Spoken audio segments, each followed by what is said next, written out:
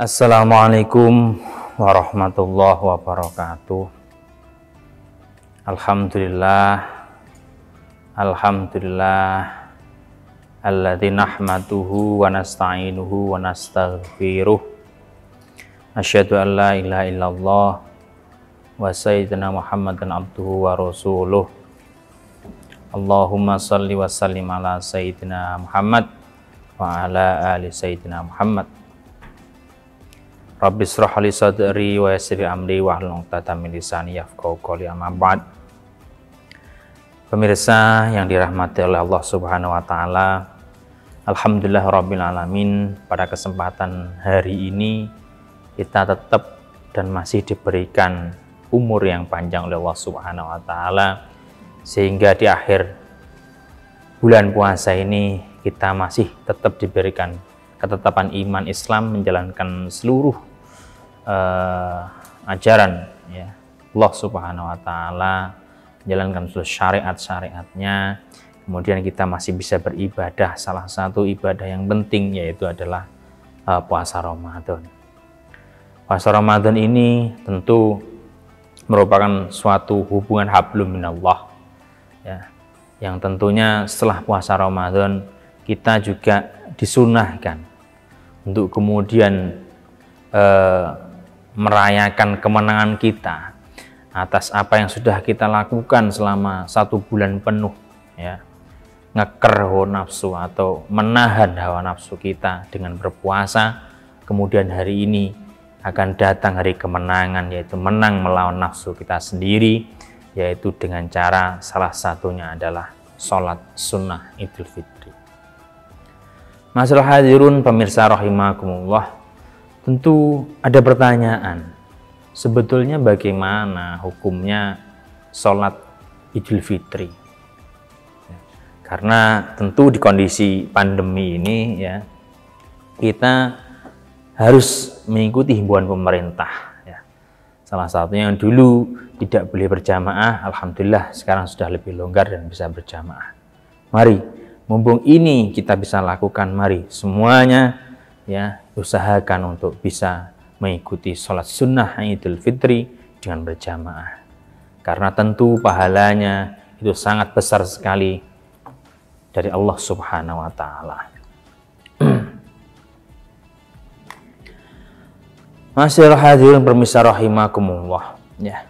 Syekh Sulaiman bin Muhammad bin Umar ya menyatakan bahwasanya walaisal id limal labisal jadid bal huwa liman ta'atuhu tasid. Sebetulnya Idul Fitri itu tidak terpaku atau tidak bisa diukur hanya dari pakaian-pakaian yang bagus, kemudian hal-hal yang baru, atau mungkin diukur dengan sesuatu semua serba baru, tidak. Tapi seharusnya esensi dan makna Idul Fitri itu lebih kepada bagaimana taat kita itu menjadi bertambah.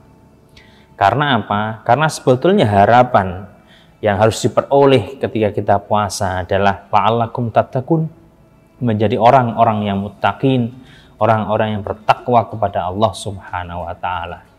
Namun ketika teman-teman kita, dulur-dulur kita, ya sahabat-sahabat kita mungkin pengen membeli baju baru, itu pun juga tidak ada larangan.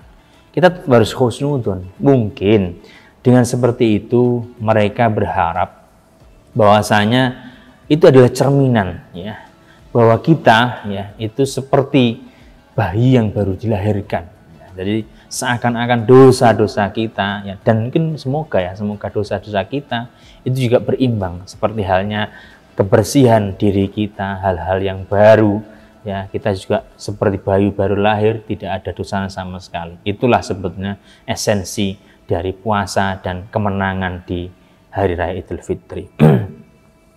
Kemudian ya, ketika kita sholat sunnah, ini memang hukumnya sunnah ya, tapi sebaiknya memang untuk sebagai kaum muslimin menunjukkan bahwa kita sedang melakukan ritual kemenangan setelah 1 bulan penuh kita berpuasa, ya kita tunjukkan rasa syukurnya, karena Syawal itu tentu adalah bermakna peningkatan, yaitu bulan seharusnya lebih meningkat lagi proses ibadah kita, ya, takarub kita kepada Allah, hubungan kita sama makhluk, hubungan kita dengan tetangga dan lain sebagainya itu harus semakin meningkat di bulan suci, di bulan Syawal ini. Masyaallah hadirun rahimakumullah.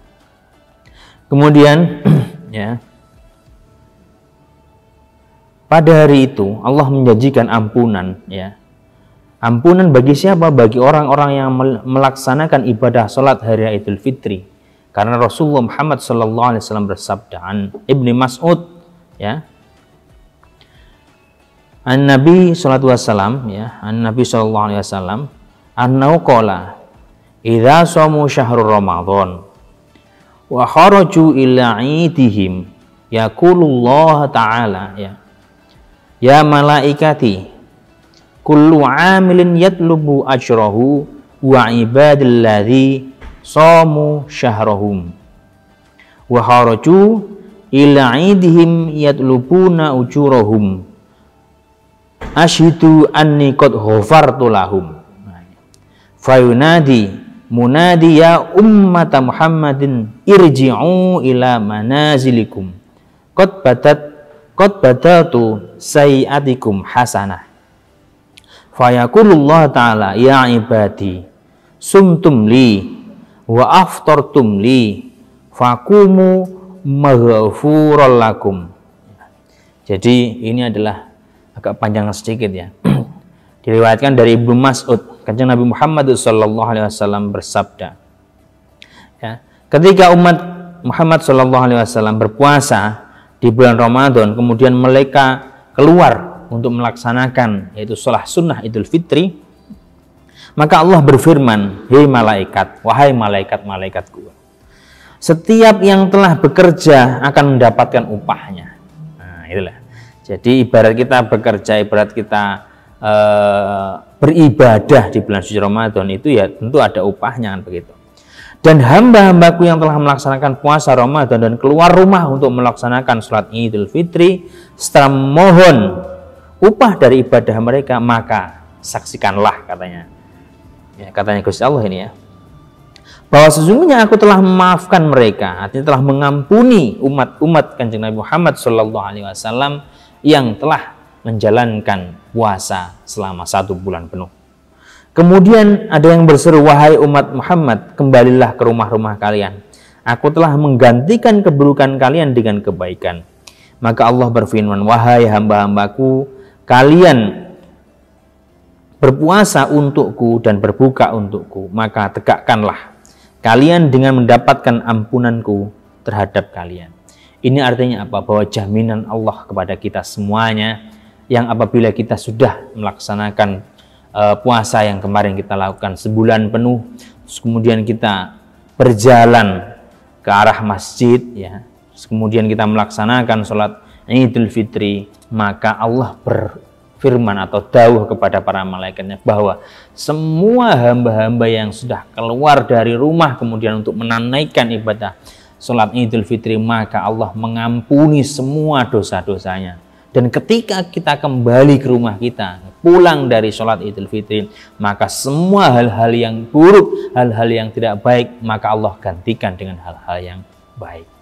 Itulah karunia Allah Subhanahu wa Ta'ala. Semoga, ya, esok kita bisa melaksanakan sholat Idul Fitri dengan hikmat, sehingga kita benar-benar mendapatkan prioritas piala akbar, yaitu menjadi orang-orang yang bertakwa, yang tentu nanti tempatnya di surganya Allah Subhanahu wa Ta'ala. Wallahu alam, saya pikir cukup sekian. Semoga apa yang saya sampaikan ada manfaatnya. Mohon maaf apabila ada salah tutur kata, salah sikap. Ihdinas siratal mustaqim. Wallahul muwaffiq ila aqwamit thoriq. Wassalamualaikum warahmatullahi wabarakatuh.